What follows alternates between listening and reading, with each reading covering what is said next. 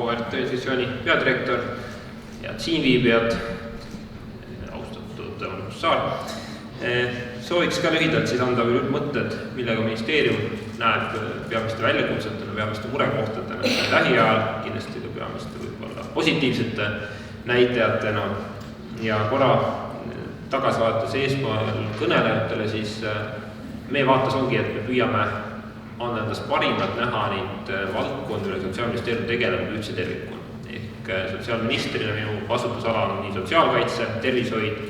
tööturupoliitika kui võrdsete võimaluste poliitika ja kõik need neli on tegelikult ütlemata tihedalt omavahel läbi põimunud, ütlemata tihedalt seotud, on see rahastamise pool, on see tervena töötamise pool, on see vajalike sotsiaalkaitsete pool inimesele, tema lähedastele ja loomulikult ka võrdne kohtlemine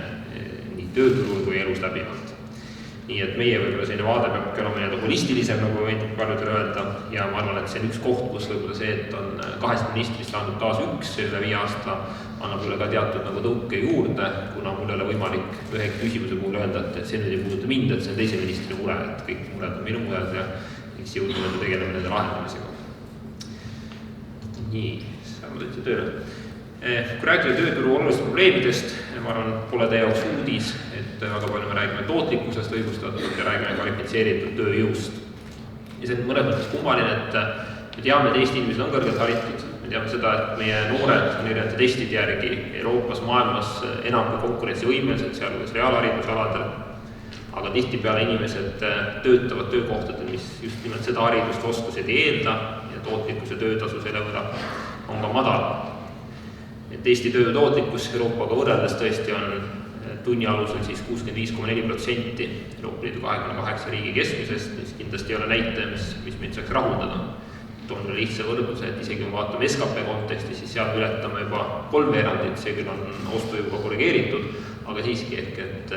meie tootlikkuse näitaja on mõnevõrra maas mitmest muust näitajast, millega me ennast Euroopa Liidust kõrvutame.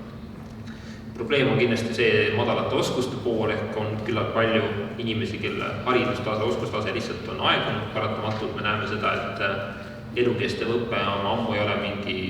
uudistermin või selline sõnakõlks, vaid see on miski, millega peab igaüks arvestama, mis ongi elu osa, tööelu osa, aga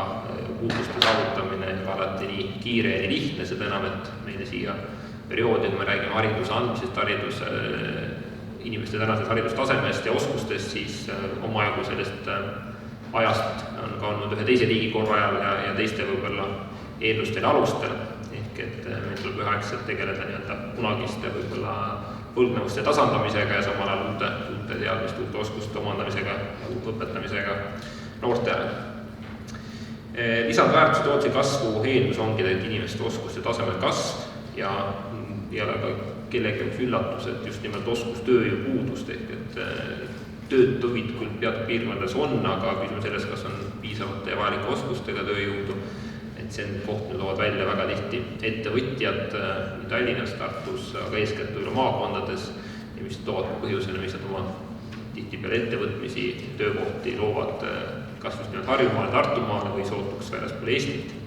Et see on koht, kus tuleb kindlasti panustada, sest tööturu näitajad on just ühest küljest head, me teame, et Harju-Raplamaal Tallinnas tööpuudus on väga madal, 3-4%, kui vaatame Eestit keskmisele 5% juures, aga on piirkondi, kus töötuse näitajad on tegelikult 10% juures ja kus ka tööhõive määr on oluliselt kõrgem. Ehk need on need sihtrühmad, millega tuleb eraldi tegeleda. Kiirelt ülevaadega töö tootlikkuse kohta Euroopa Liidu riikides me näeme graafikult tegelikult seda, et Eesti on mõnes mõttes seal, kus me umbes eeldamegi ta on, ehk sarnasel positsioonil ja mõnevõrra ees siis lähiriikidest, naaberriikidest, kuigi Leedu on vist natuke paremas seisus, aga loomulikult meie siht, kui me mõtleme, kuidas me oleme enda poliitilisi eesmärke sõnastanud ja võib-olla ka riigiehituslik eesmärk on ikkagi Põhjamaade suunas, ja kui nüüd vaadata, kus paiknevad siin graafikul Soome, kus paikneb siin Rootsi esimese või veel parem Taani, selgelt 100% peal üle selle Euroopa Liidu keskmisest, mis on kindlasti siht, kuhu ka meie peaksime püüdlema. Ja tööjõu tootlikkusega loomulikult seotud ka hariduse küsimus, samuti on haridus seotud töötuse määraga. Ja paradoksaalselt või mõnevõrra loogilisel kombel on tegelikult haridus seotud väga tihedalt ka inimeste tervisega, tervena elatud aastatega, seal me näeme väga selget seost. Et siin on praegu toodud töötuse määra näitajad haridustaseme järgi, siis nii-öelda põhiharidus madalam, keskharidus, kutseharidus, samuti siis kõrghariduse puhul, kus me näeme, et väga selge seos on töötuse määra langusel ja omandatud haridusel. Ehk see on kindlasti siht, mida peame silmast pidama, mis ühest küljest on väga loogiline, aga teisest küljest on tore, et ta väljendub ka statistikas, et me näeme, et see pole pelgalt lubadus või arvamus, et kõrgem haridus toob paremad võimalused tööturul, vaid me näeme, et see on ka reaalsus. Nagu viitasin, tegelikult me näeme seda täpselt samamoodi ka tervisestatistikas, kus põhiharidusega meeste keskmine tervelt elatud eluiga on 40ndate keskel, keskmiselt on ta 53 ja kõrgharidusega enam on võib-olla 60, ehk et tegelikult käärid on üli suured. Loomulikult see on tervisekäitumine, loomulikult see terviseteadlikkus, aga paratamatult kipub nii olema, et koolis ja kõrgkoolis omandatu aitab meil võib-olla ka elu nähagi terviklikumalt ja valikuid paremini sihtida. Oskustest rääkides, siis see on pidev töö, ehk et ei ole niimoodi, et me saame mingi hetk öelda, et meil on Eesti ühiskond, Eesti tööturg on valmis, inimesed on haritud, õiged oskused on omandatud, oskused muutuvad ajas, nende omandamise vajadus muutub, erinevad käsitlused muutuvad ja siin on küll üks murekoht on siin teise nii-öelda bulletina välja toodud, et kipub olema niimoodi, et pigem õpivad juba haritud inimesed, et olen ka ise hetkel magistratuur on pooleli ja tunnistama, mõtlesin, et teen natuke hiljem, et tulevad valimised veeda ja selgus, et sain ministriks hoopiski ja väike laps on ka kodus ja veel ei ole magistritööd jõudnud ära teha, aga kindlasti tuleb teha. Ma mõtlen, et kas enda kooliteele peegeldades ja ka tuttavatele tihti näha see, et kes selle 1 kraadi ära teeb, selle hakkab kohe natuke nihelema, et võiks midagi veel õppida. Kes läheb veel õpib kuskilt mingeid koolitusi, kes läheb teist magistrit omandama, ka inimesi, kelle jaoks doktorantuuri tundu veel lagi ja ka neid, kelle koolide katkeb tööle minnes, põhikooli lõpus, võib-olla keskkooli lõpus ja ülikooli üldse haridussüsteemi poole väga enam ei vaadata. Et tegelikult need käärid siin ka kasvavad ja küsimus selles, et tuua just nimelt neid suuremas riskirühmas inimesi ka hariduse juurde ja elukestvas õppes osalema. Loomulikult oluline pole ainult see, et õpitakse, vaid ka see, mida õpitakse, eks seda tuleb koostööd meil pidevalt töösule osalistega, haridus- ja teadusministeeriumi teiste osapooltega parandada. Olulisem üha enam on ka tõesti informaalne ja mitteformaalne õpe, õppimine nii tööl kui töö käigus. See on ka miski, kuhu tööandjad üha enam panustavad, et see positiivne sellest näha. Kui siin on meil tihti selline, ütleme siis meie vaates mõned huvide konflikt sisse kodeeritud, et kui näiteks riik tahab, et madalama kvalifikatsiooniga inimesi, ka neid, kes tööl on, võimalikult palju siiski koolitatus ka töötukassa vahenditega, riigi vahenditega, siis tööandja võib-olla huvi piirdub pigem konkreetses töökohas vajalike oskuste omandamisega, aga mitte ilmtingimata sellega, et koolitada siis inimesi kõrgema kvalifikatsiooni peale, mis võiks tähendada seda, et nad lahkuvad konkreetselt ettevõttest. Siin on selline kerge vastuolu sisse kodeeritud, aga selge on see, et kui me tahame inimeste oskuste tasemel kasvu saavutada, siis siin peavad panustama kõik osapooled, tööandja, riik, õppija ise ja riigi roll on tõesti rohkem erinevate takistuste eemaldamine, toetusmeetmete loomine, kui inimese enda ja tööandja vastutust siin kindlasti ei saa riik enda peale võtta. Inimeste oskustase on järjepidevalt tõusnud, väga palju tegelikult pingutame läbi töötukassa, teenuste pakkumisega, et töötukassa pole ammu enam koht, mis maksab lihtsalt hüvitisi ja toetusi välja, vaid üha enam koht, mis tegeleb ka koolitusega, mis tegeleb karjäärinõustamisega, mis tegeleb ka ennetusega, kui me näeme, et on mingid sektorid, on mingisuguseid ka piirkondi, kus on koondamiste oht veel teada tulemas, siis töötukassa reageerib proaktiivselt, alati saab teha seda veel paremini, et tuleb pingutada, et see infovahetus suhtlus oleks veelgi kiirem ja nende koolitusvõrduste pakkumine. Näiteks väga palju on pannud rõhku just üleüldiste digioskustele, keeleõppele, kahele sellisele valdkonnale, mida on vaja pea igas töökohas ja kui ka täna ei ole vaja, siis 50-20 aasta pärast ikka on vaja. Ehk et on tihtipeale ka seda natuke nagu mõned ette heidetud, et nii palju tegeleme keeleõppe küsimuse, Sotsiaalministeerium rahastab täiskasvanud keeleõpet umbes sama palju ülejäänud ministeeriumid Eestis kokku, aga ma arvan, et see on tegelikult väga vajalik. Eesti keele õppe on selge takistus, eesti keele oskus puudumine selge takistus tööturul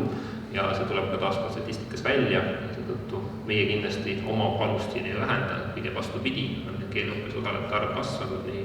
töötajate kui ka töötute puhul ja ma arvan, et see on väga õige suund.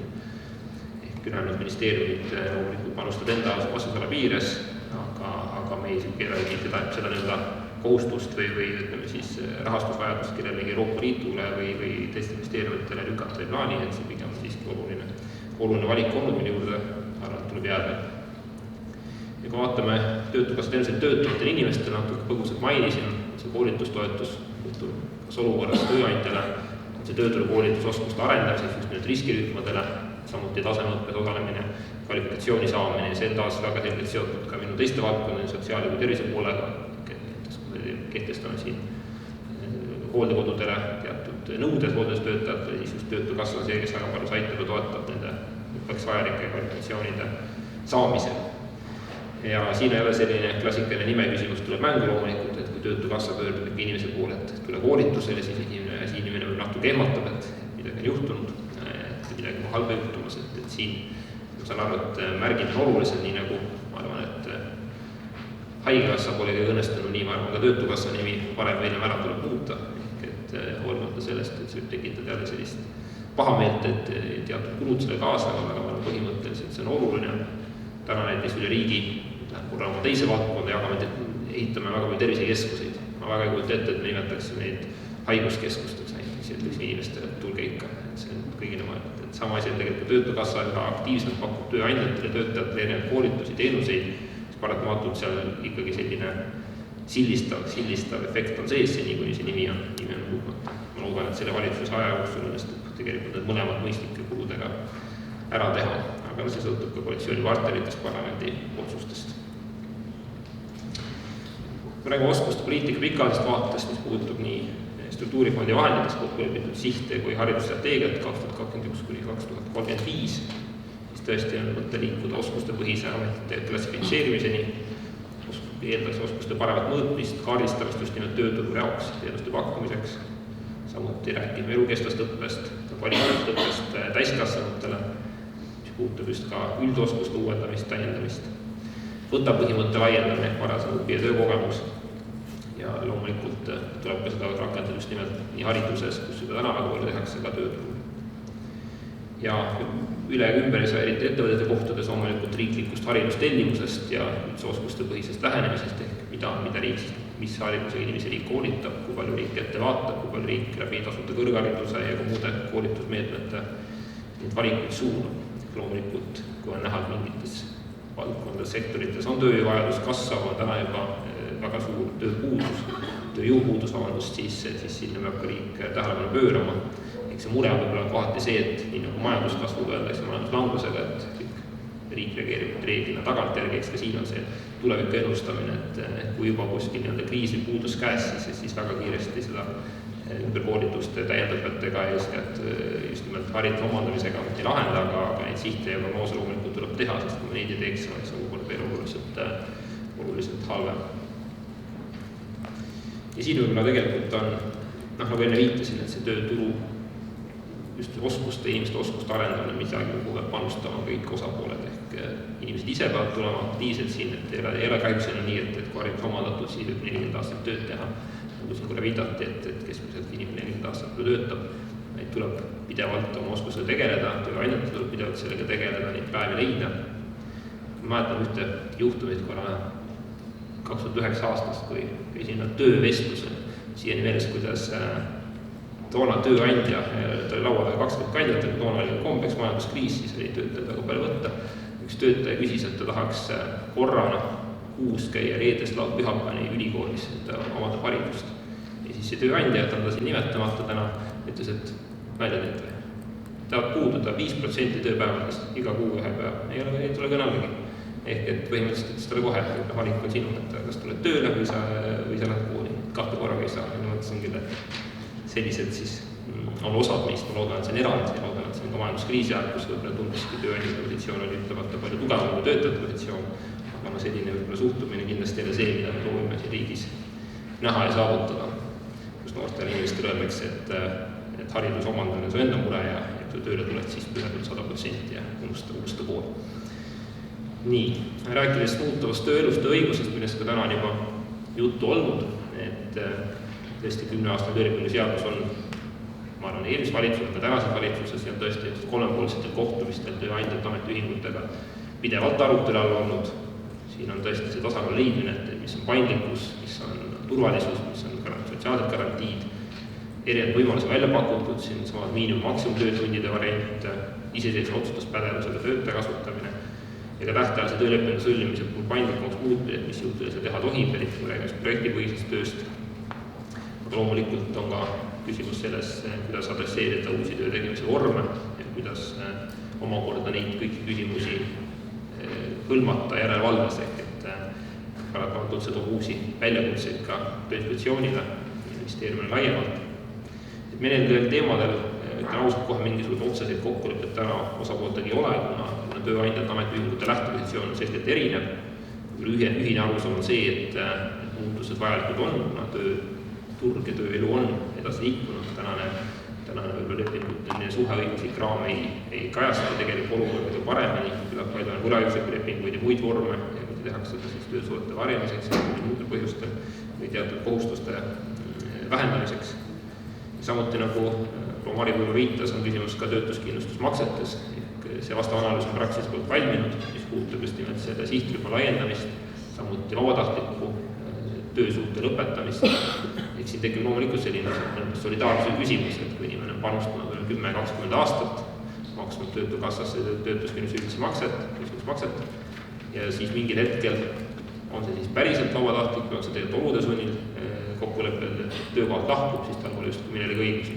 Et ega see päris õiglane ei ole. Seda näeme, et vabatahtlikud lahkumised tihti võib olla päris vabatahtlikud, võivad olla tööandja poolt motiveeritud, võivad olla ka elust endast, ehk näiteks kui on olukord, kus inimene peab kolima, inimesel tekib mingid muud vajadused, tööaega ümber reguleerida, olemasolu töökoht seda ei võimalda, tervise küsimused, lähedastega seotud küsimused. Et sellistel hetkedel ma ise arvan küll, et oleks õiglane, et inimesel on õigus teatud määral ka hüvitistele. Eraldi teema, kui me räägime töötuskindlustushüvitisest, on kogu see perioodi küsimus, kas näiteks peaks olema siin ka seotus otseselt tööturu olukorraga, nii hüvitise määra osas kui kestluse osas, vastavalt sellele, kas parasjagu majanduses ja tööturul paremad ajad, halvemad ajad, kas töö leidmine on pigem lihtne või problemaatiline, samuti alati on küsimus muidugi määrades. Eks see kõik kokkuvõttes maksab, täna pigem olnud üsna pikalt, üle 5 aasta juba töötuskindlustusmakse ühel tasemel, kokku 2,4%, kui me teeme suuri muudatusi, siis eeldab ka seda, et meil tuleb seda makse määra muuta, mis on eraldi debati koht, eraldi diskussiooni koht, kuna on ka survet seda langetada, just nimelt see tõttu, et täna töötukassa reserv on piisavalt suur, aga reservi suurus üldiselt saab selgeks selle piisavus siis, kui on raskemad ajadega. Keegi eeldagi, et majanduskasvu tingimustes, madala töötuse tingimustes reservid kahanevad, et see ongi aeg, kus neid tuleb koguda, et ei tekiks olukorda nagu eelmise majanduskriisi ajal, kui tuli hüppeliselt tõsta töötuskindlustusmakset 4,2%, olukorras, kus oli niigi rasked ajad nii töötajate kui tööandjate vaates. Ehk et seekord me loodan, et oleme sellest õppinud ja ei lähe nii rutakalt seda reservi suurusest tulenevalt maksemäära langetama, vaid mõistame, et reservid on siiski selleks, et raskel hetkel oleks, mida kasutada. Tööinspektsioonist, nüüd ma arvan, et ma väga pikalt ei pea sellele tutvustama, et siin on minust oluliselt pädevad inimesed, aga võib-olla mõne viide sellele, mis puudutab erinevaid siis töösuhte lõpetamise vorme, et reeglina need konfliktid lõpevad sellega, et töösuhe lõpetatakse, on kompromissi variant ja on lepitusmenetluste variant, mis on uuem lahendus. Vaidlusi on üsna palju, 18% vaidlustest kinnitati kompromissiga 2018 aastal, seni esimesel poolaastal protsent on mõnevõrra kasvanud, vaidluste arv on tegelikult väga suur, ehk et suurusjärgus 2700 aastas, ma saan aru, käesoleva aasta esimene poolaasta hindab, et see on number üle 3000, vist oli poolaasta 1620 neid erinevaid vaidlusolukordi. See menetluse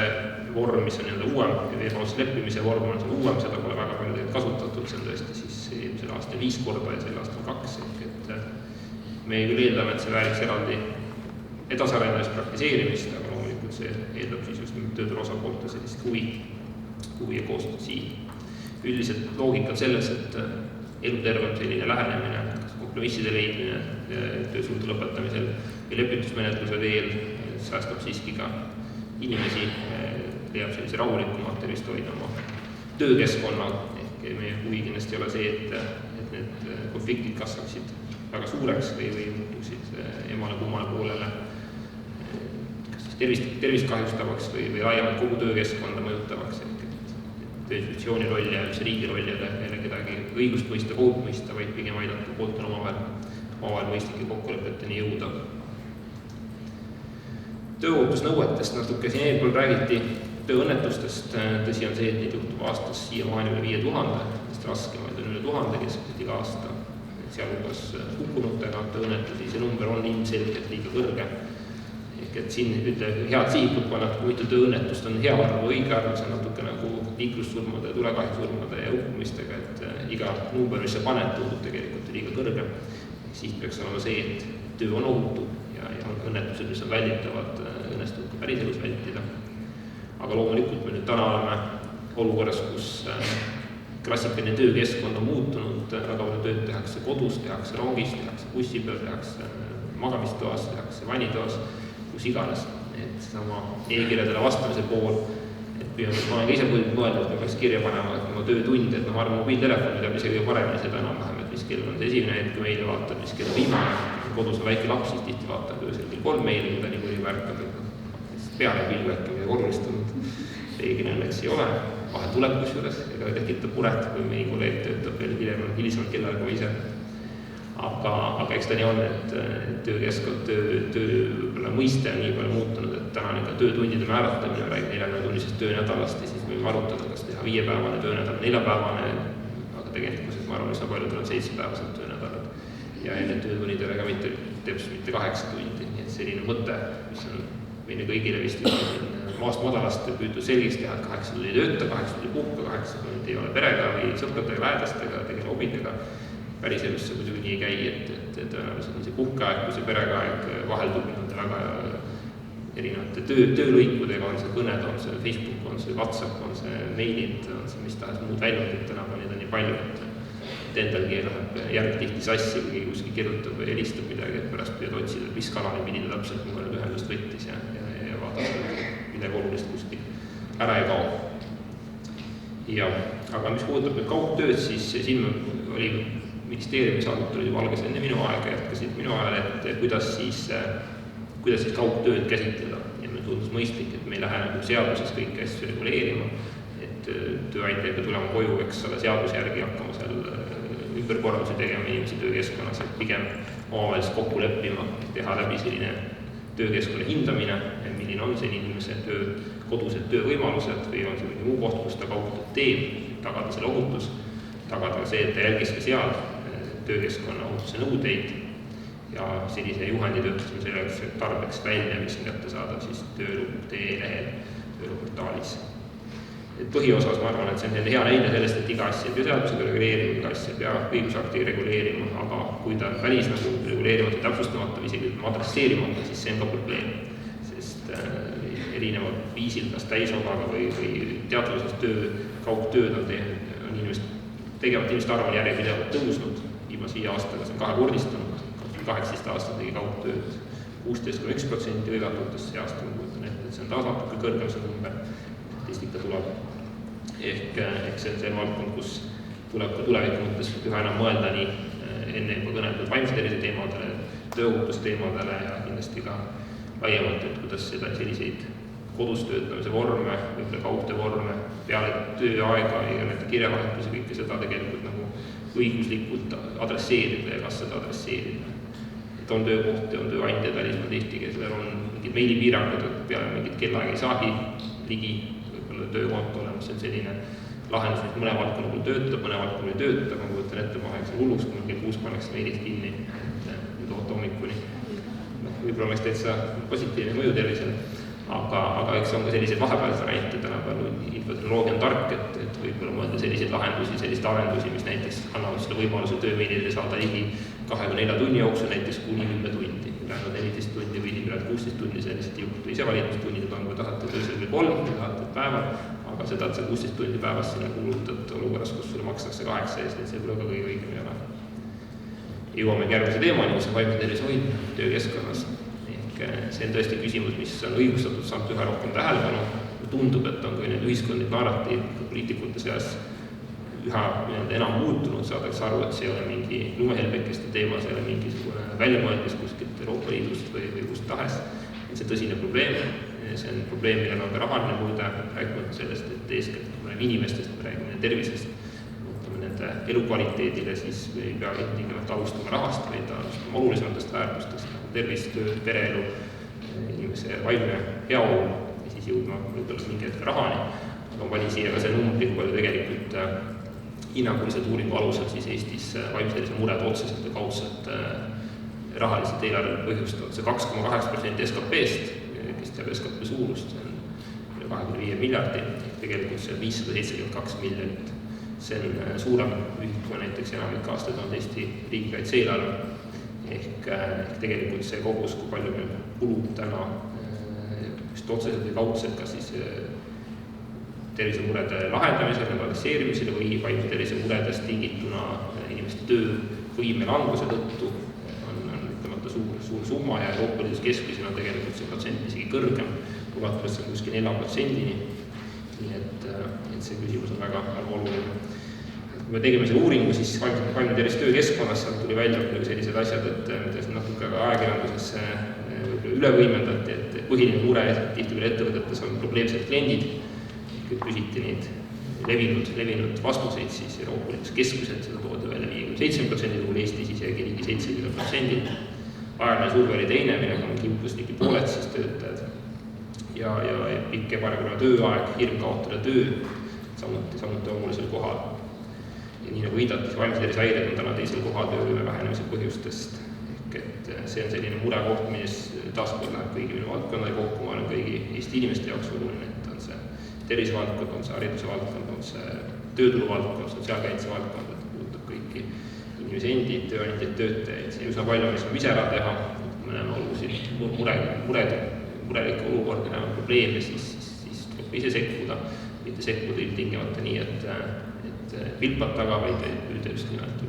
muresid adresseerida, kolleegi kuulata, ka enda käitumist selle pilgu kõrvalt hinnata, loomulikult vajadusel siis pöörduda ministeeriumi tööinstitutsiooni riigiasutuste poole, kui asutuse sisesed vestlused või tähelepanu juhtimised kasu ei too. Aga kindlasti see koht, kus tegelikult on väga lihtsalt meetmetega võimalik väga palju edu saavutada, on see siis töökorralduse, tööaja paindlikkuse küsimus, on see puhkepauside võimaldamine, väga tihti info liikumise lihtsalt tõhustamine, et sisekommunikatsioon on miski, mis ma arvan, on ühte kasutust, kus selleks täiuslik ja ministeerium ka siin ära. Ja kindlasti ka inimeste kaasama otsuste tegemist, et tänasel sajandil ma arvan, et ei ole alati nii, et tööandja juht on kõigis asjades kõige targem, et tema kollektiiv tervikuna on alati temast targem, nii et kuulata inimesi, kuulata ettepanekuid, neid arvesse võtta ja nii see on konkreetse küsimus ehk vaimse tervise adresseerimisel kui töökeskkonna parandamisel laiemalt. Nii, läheme edasi tervisest rääkides. Tervisekontroll ehk tööõnnetustest me rääkisime. Ühest küljest võib öelda, et 2015 uuringu järgi number ei ole väga madal ehk 3 tööandjatest teeb tervisekontrolle, samas kui vaatame töötajate arvu, vaatame siiski seda, et veerand tööandjatest tervisekontrolli läbi ei viinud, siis kui näeme, et üle 3% töötajatest tervisekontrollis käinud ei ole, siis kahtlemata on probleem. Kuna tervisekontroll on üks selge viis, kuidas aegsasti aru saada, millised on töökeskkonna ohutegurid, kuidas neid muresid ennetada, adresseerida. Ja kindlasti kontrolli tohiks jääda linnukese pärast tegemiseks, vaid tõesti tuleks ka tööandjal ja töötajal koos vaadata töötervishoiuarstiga, millised on võimalused töökeskkonna ohutumaks muutmiseks, millised on need kitsaskohad, probleemid. Ja see on ka küsimus, mille riik on adresseerinud, et kui me tellinud töötervishoiu uuringu, mis siis tuleb 2020. aasta mais valmis, pakub välja 4 erinevat mudelit, kuidas tänast süsteemi parendada, just selleks, et tagada teenuse parem kättesaadavus, kuidas adresseerida arstide vähesust, kuidas tõsta teenuse kvaliteeti ja tõhustada just koostööd töötervishoiuarstide, perearstide vahel. See on kindlasti oluline nüanss selle asja juures, sest kui me oleme üldse tervishoiusektorist, töösektorist, sotsiaalsektorist, nagu ütlesin, võrdselt poliitikast, need on ütlemata seotud pidevalt omavahel ja seetõttu ka see koostöö, info jagamine, probleemide ühiselt lahendamine on ükskõikne küsimusi, et kuhugi jõuda. Lõpetan, et te olete palgalõhe teemaga. Mitte seetõttu, et see on vähem oluline, vaid seetõttu, et ta on väga oluline. Ja tegelikult on tehtud tegemisel põhjalik uuring ja ka tehtud varasemalt, et saada aru, kuidas just nimelt selline selgitamata osa palgalõhest kujuneb. Ehk meil ei ole küsimus mitte ainult siis tööandjate hoiakutes, vaid ka töötajate hoiakutes, küsimus on ühiskonna hoiakutes tervikuna, ka hariduse küsimustes ehk paratamatult minu valdkond, näiteks tervishoid ja sotsiaal on selline, kus on 8 naist umbes 2 mehe kohta keskmiselt, et tihtipeale esineb auditooriumile, kus mehi on nii, et ise ja nõunik ja võib-olla on mõni veel tihti ei ole, kui on, siis kipub olema juht, mis on ka omakorda küsimus, et kas see peab nii olema. Teil on siin selles vaates asjad paremad igas mõttes ja loomulikult kui me räägime palgalõhest, siis siin peab nii riik kui tööandjad jõulisemalt panustama. Ma ise toetan ausalt öeldes nii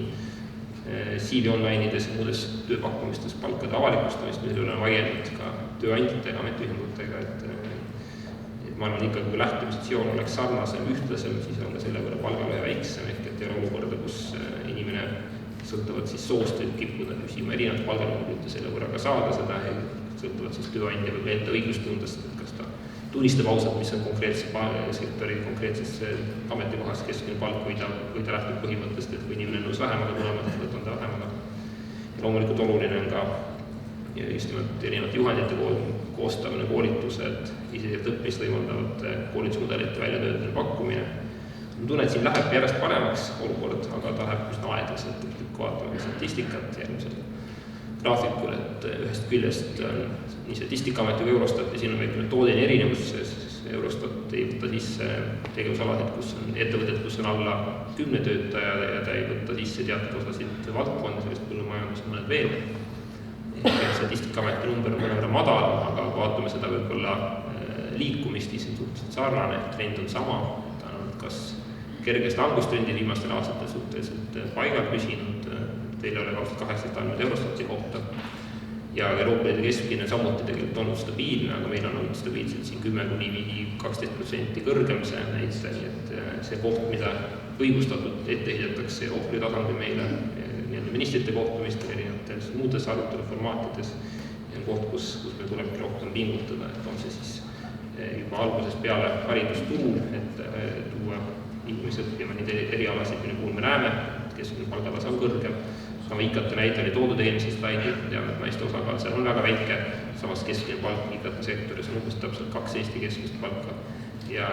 need valdkonnad tihtipeale nagu sotsiaaltöö ja hoolekanne, kus naiste osakaal on kõrgem, seal on see palk alla Eesti keskmise. Ehk loomulikult see mõjutab seda, aga nagu enne ütlesin, siis loomulikult mitte ainult inimeste valikud, vaid ka tööandja valikud, juhtide edutamismudelid nii riigisektoris kui erasektoris näitavad, et hoolimata haridustasemest, hoolimata võrdsetest võib-olla siis CV näitajatest ja ka isikuomadustest kipuvad saama mehed kergemini edutatud ja kui naised, nii et see on koht, kus tuleb kõvasti edasi liikuda. Aga sellega praegu lõpetan, aitäh teile ja kui on mingi küsimusi, ma võin vastata, ma pean jooksma kuskil intervjuud andma varsti, aga võib-olla paari küsimust kiirelt jõuab. Nii, kas on küsimusi? Ja palun. Nii, kohe.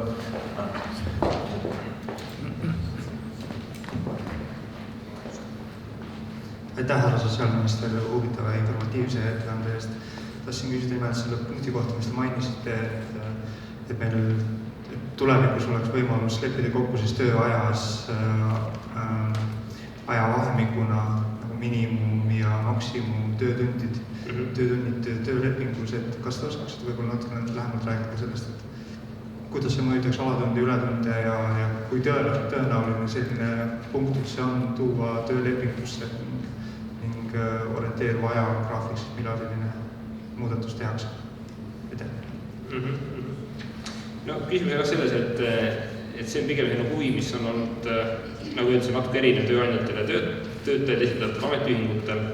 Küsimus selles, et kui näiteks on ettevõte, kus töökoormus ajas muutub, et teil on võimalik alati tagada täiskoormusega töötajale, et kas on mingi õigus siis näiteks leppida kokku osapooltele, et tööandjal on võimalus seda tööaega reguleerida mingis kindlas vahemikus. Et see automaatselt tähendab potentsiaalselt muidugi riski töötajale, kes selle töö vastu võtab, et tema sissetulek võib olla ebaühtlane, tema töökoormus võib olla ebaühtlane. Teistpidi, kui on teine alternatiiv on ainult see, et seda töökohta ei looda, siis võib öelda, et see on nagu parem mitte midagi. Ehk see on sotsiaalsete tagatiste küsimus, see on see küsimus, et inimeste kulud tihtipeale ei sõltu sellest, kas parasjagu tööturul on või konkreetse ettevõttes on kiiremad või rahulikumad ajad, vaid pigem on küsimus selles, et tuleb maksta pangalaenu, tuleb maksta erinevaid eluasemekulusid, poekulusid, ehk et sellepärast ametiühingud ja ministeeriumid olema seda mõtet toetama, aga printsiibis, et siis paindlikkust või selliseid vorme juurde luua, siis tuleb teha kuidagi seda, mis ametiühingute lemiksõna on, et turvaline paindlikkus, et kuidagi sellisest põhimõttest lähtuvalt. Just ju huvitav, ma just võtasin ka, et meil on sellised töökohad, kus tööd saab teha istudes, eks ju, kus infolauas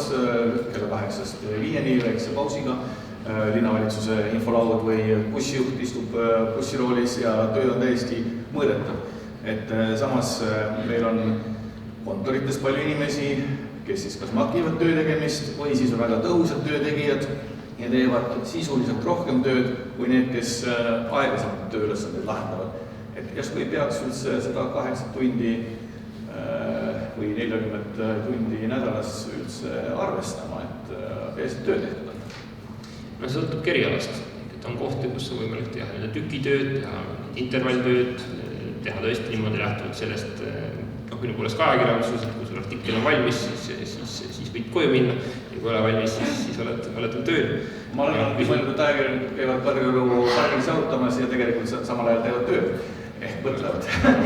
Võimalik, ei ole loomulikult, aga on ka üks selle valdkonda, kus me sellist paindlikkust sisse lubada, toome meid päästjad või politseinikud või kiirabi, et täna tegin juba 4-5 niisugust tugevat väljakutset ära, et aitab küll, et nüüd võiks puhata natuke, et ma arvan, et seda ühiskonda ei toetaks sellist põhimõtet. Ja, kas keegi tahab seal taga mõeldes küsimus?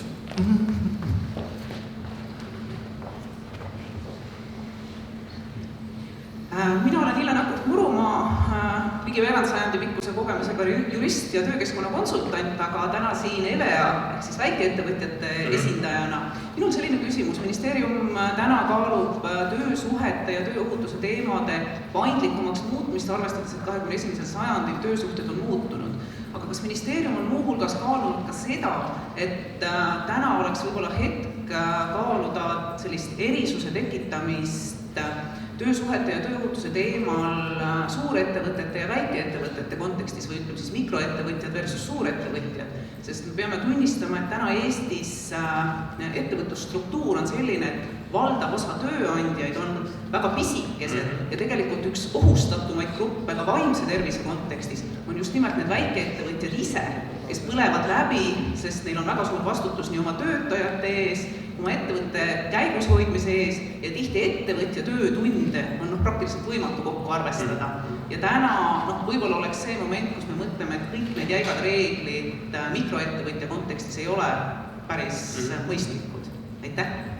Jah, see on enam kui tõsi, et Eesti valdav osa ettevõtjad, mitte nendele väikeettevõtjad, on tõesti mikroettevõtted ja omakorda valdav osa töötajatega töötab keskmise ja suure ettevõtete juures. Ehk töötajate arv nendes on summa summarum kõrgem kui mikroettevõtetes, aga ettevõtete struktuur on tulenevalt meie seadusandlusest tõesti selline, et on väga palju nii 1 kui 2 kui kuni 10 inimesega ettevõtteid. Kas neile kehtestada kuidagi teistmoodi paindlikkust? Seda küsimust on tõstatud, aga siin tekib kohe võrdse kohtlemise põhimõte, et kuidas sa siis tagad selle, et tööohutus või töökeskkond, kui me näeme tõesti neid õnnetusjuhtumeid, me näeme seda, et neid juhtub 5000 üle selle aastas, et kui me näeme, et see on väga jätkuvalt kõrge probleem, me näeme vaimse tervise muresid, et kui me hakkame nende kuskil leevendama või hinnaalandust tegema, siis see võib jälle omakorda avaldada negatiivset mõju. Selle põhimõttega ma igati nõud, ma olen ka ise kunagi väikest ettevõtet omanud ja juhtinud, et ega selle töötundide lugemine mükroettevõtte juhid reeglina on selline asi, millega ei tegele keegi ja see ei ole kellegi just ka mure peale teenda, see on vaba valik, aga ma kardan, et kui puutub töötajaid ja töösuhet, siis siin selliste lausvõibolla nagu erisus sisse tegemine pole väga lihtne, et teatud paindlikkust printsiibis on toetan, aga päriselus on see keerulisem, et sama näide võib-olla, kui me räägime riigisektorist tervikuna, ka kohalikud omavalitsused on väga erineva suurusega, meil on üks 430-440 000, aga üks, kus on alla 100 elaniku, samal ajal elanikele eeldad seda standardteenused, millest just Eesti elanikul õigus on suhteliselt sarnased, sisult olla võib-olla erinevad, aga põhimõte õiguse mõttes, õiguse tootuse mõttes on sama. See töökeskkonnal on sama, et meeldan seda, et töökeskkond peaks olema ohutu, on see, et kantserogeenset ühendustega kokkupuutumine, on see erinevad kontoritööd ja siis valgustuse küsimused, kontorimööbli küsimused, muud sellised asjad, et sellist erisuse tegemine on selline natuke keeruline tee, sest me ei soovi mingis mõttes tekitada ka inimestele endile sellist olukorda, kus on justkui ohutumat ettevõtet, kus töötada, vähem ohtlikumat ettevõtet, kus töötada. Aga debati mõttes ma seda nagu toetan, et ma siis näen praktikas seda üsna keerulisena, et seda küsimust on küsitud ja õigustatud küsitakse, siis aru saada on ka see, et mikroettevõtte võimalused neid töökeskkonna kohandada, kõik neid nõuded täita on kindlasti välja kutsuma, ütleme nii siis, kui suurel ettevõttel. Nii, küsimus? Aitäh, minu poolt ka väga suur tänu väga ülevaatliku ettekande eest, aga minus tekitas probleemi, kuidas kavandatakse survestada 1/4 meie ettevõtjatest, kes ei suuna oma töötajaid tervisekontrolli, sest pahatihti just ka väiksemates ettevõtete töötajad ütlevad, et aga minu juht ütleb, et meil ei ole raha lihtsalt. Eks see tegelikult selle konkreetse töötervishoiu teenusuuringu üks roll ongi pakkuda välja, kuidas seda mudelit tõhustada niimoodi, et enam nii tööandjad kui töötajad selle tervishoiukontrolli jõuaks. Uuring valmib maikuus järgmisel aastal ja siis selle võrra pakkuma kindlasti välja konkreetsemad lahendused, sest nii nagu varasem viitasin, siis loogika on see, et riigi silmis peaks olema kõik töötajad võrdsed sellistes küsimustes ja tervisekontroll ei ole miski, mida siis võiks jätta kergekäeliselt tegemata. Nii et eks selle uuringu tulemus näitab, mida on võimalik seadusandlikult muuta, mida on võimalik paremate koolituste, paremate väljaõppega, parema koostööga ka haridussektoriga tõhustada. Ja kindlasti kogu see valdkond, nagu ütlesin, saab toimida ainult töötajate ja tööandjate ühise tahte, ühise koostöö tingimustes. Aitäh, Tanel Kiik. Eesti lühike replik, pane. Tere, mina olen Merle Hauja ja küsin hea meelega seda, kuidas on töövõime reformi seisukohalt need teie ettepanekud seotud just nimelt sellega, et kuidas see inimene saaks tööd teha, kellel võib-olla on vähenenud töövõime või seda üldse ei ole. Nii et kui me olime alles epikus, siis selgus see, et summa summarum on riik võitnud, aga minul olemas olevatel andmetel inimesed ei pruugi alati võita. Aitäh! Tööreform on väga küsimus.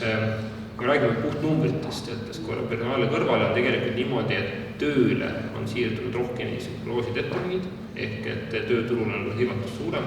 kui sellest sihtrühmas esialgu prognoositi, aga kulud riigil on tegelikult suuremad. Põhjus on selles, et tihtipeale need palgad ja need koormused pole olnud nii kõrged, kui esialgu taheti või arvati. Just oli ka Töötukassa nõukogu, kus sama küsimust arutasime, mis näitas seda, et kui toetust taotleti töökohtade loomiseks näiteks, just nimelt siis tööreformi puudutatud isikutele, siis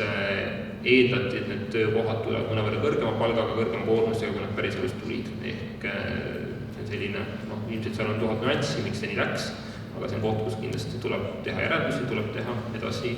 paremini. Mis puudutab inimesi, kas neid aidanud või mitte, et ma arvan, siin ongi nii, et kindlasti leiab neid inimesi, kes on seeläbi saanud tööd, saanud seeläbi ennast paremini realiseerida, tunnevad ennast ühiskonnas parema, tõhusamini annab aidanud kindlasti kaasa tööandjate ja laiemalt ühiskonna suhtumise muutumisele, et ei ole nüüd vanasti küsiti tihti küsimus kuidagi, et milline töö siis sobib erivajadusega inimestele või puudega inimestele või kuidagi nagu see peaks olema mingi imetöö, kuigi tegelikult enamik töökohti sobivad või töökeskkonda kohandada. Ehk et suhtumine on kindlasti paremaks, aga loomulikult iga reformiga kaasartud sellega on kindlasti inimesi, kelle puhul see ei teeninud seda eesmärki, kelle puhul võib-olla kas ei ole liitud sobivat töökohta või on toonud ka sissetuleku languse, et neid kõiki küsimusi tuleb ka adresseerida sisuliselt ühekaupa, et mina ei oska kommenteerida täpselt teie isiklikku kogemust või tuttavate kogemust siin küsimuses. Aga ma kindlasti nendin, et ükski reformi ei õnnestu 100% ja ei too kõigile neid tulemusi, mida riik loodab ja ootab. Aitäh, Tanel Kiikile. Minult aplaus. Üks täpsustab küsimus minule ka, et kas ministril on 40-tunnine töönädal või kuidas see reguleeritud on? Sest et kunagi mul oli konflikt Riigikogu liikmega, kes väitis, et tal on 24 tundi ööpäevas tööaeg, isegi siis, kui ta Tantsud tähtedega saates käis. Ühesõnaga, suur tänu teile ja palju edu, üle 10 tunni ei peaks päevas inimene töötama, isegi kui talle see töö meeldib. Jaa.